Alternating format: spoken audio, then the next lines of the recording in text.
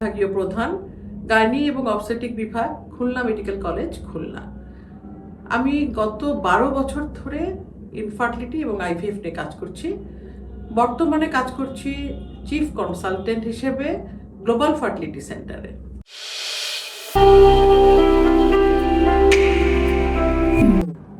আমাদের পেশেন্টরা আসে, তাদের থাকে যে তাদের বিয়ে হয়েছে 1 বছরের বেশি ধরে, তারা চেষ্টা করছে, হয়তো প্রেগনেন্সি আসছে না, তখন আমাদের কাছে যখন আসেন তখন তাকে আমরা প্রাইমারি ইনফার্টিলিটি বলি।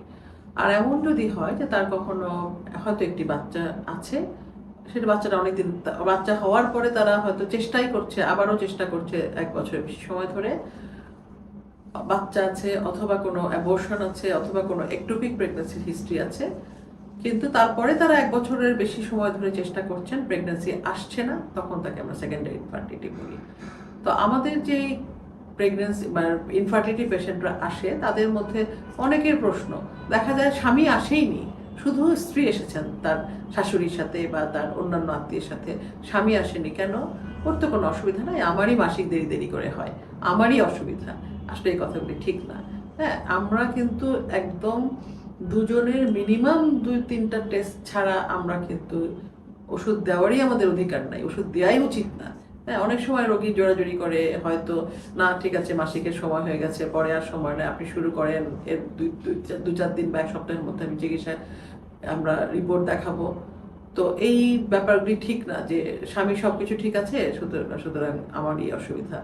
আবার অনেক সময় স্বামীরা মনে করেন যে আমারই অসুবিধা, আমি হয়তো স্বামীর কিছু একটা উইকনেস আছে, মেলামেশায় কোনো অসুবিধা হয় বা সে সময় পায় না, অনেক ব্যস্ত থাকে, এইসবের জন্য তার স্বামী স্ত্রী মেলামেশা করাই হয় না। তখন স্বামী বলে থাকেন, জানেন স্ত্রীর তো সবকিছু ঠিক আছে, ওর মাসে মাসে মাসিক হচ্ছে, আমারই অসুবিধা।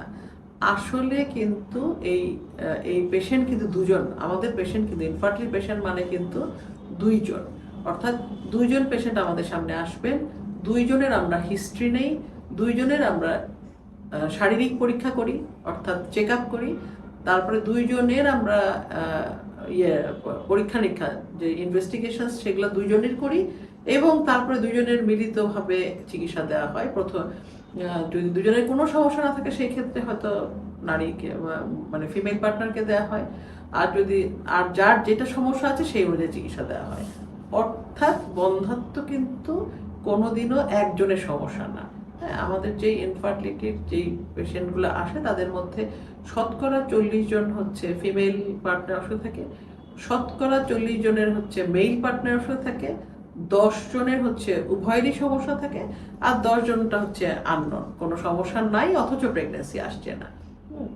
তো সেই জন্য বলছি যে কখনোই এটা সম্ভব না যে একজনের জন্য হয় না, 2 জনকেই আমাদের দেখতে হবে। সুতরাং আমাদের রোগী কিন্তু 2 জন, এই ক্ষেত্রে অবশ্যই 2 জনের পরীক্ষা নিরীক্ষা করে তারপরে চিকিৎসা দেওয়ার কথা আমাদের, একজনকে না। ধন্যবাদ।